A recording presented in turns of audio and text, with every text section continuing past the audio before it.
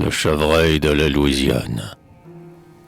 Quand un voile brumeux enveloppe lutèce, comme mon front obscurci s'incline de tristesse, comme un arbuste frêle où soupire le vent, ainsi que par instant, ami, je vais souvent, longeant les boulevards jusqu'au jardin des plantes. Là, les heures d'exil, pour moi, coulent moins lentes. Là, comme à Bonfouca, sous les mélèzes verts, soucieux, je m'isole et compose des vers. Et, tout en relisant Byron ou Sainte-Beuve, j'erre par la pensée au désert du vieux fleuve. Solitaire, j'écoute, incliné sur les eaux, son murmure sans fin d'harmonie roseau, ces bruits mystérieux des lianes plaintives, des longs cyprès voilés qui pleurent sur ses rives, poète insoucieux, sans suivre aucun chemin, sur les ondes bercées, la pagaie à la main, ainsi qu'un bois flottant au souffle de la brise. Je laisse dériver ma pirogue indécise et, l'oreille attentive à de lointains accords, les yeux clos à demi, je rêve, je m'endors.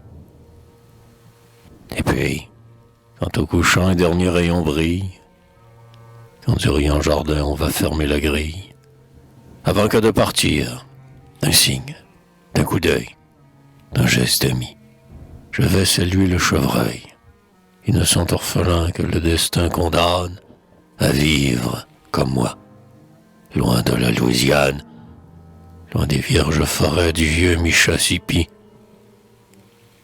Captif dans un enclos, je le vois assoupi, ainsi qu'au bois natal, il sommeille tranquille.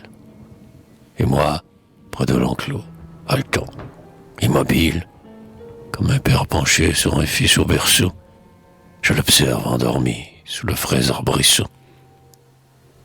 Ah, que ne puis-je, hélas, exilé solitaire, paisible, à son côté, m'étendre sur la terre, et calme, insoucieux, sommeillant comme lui, un instant déposer le poids d'un long ennui.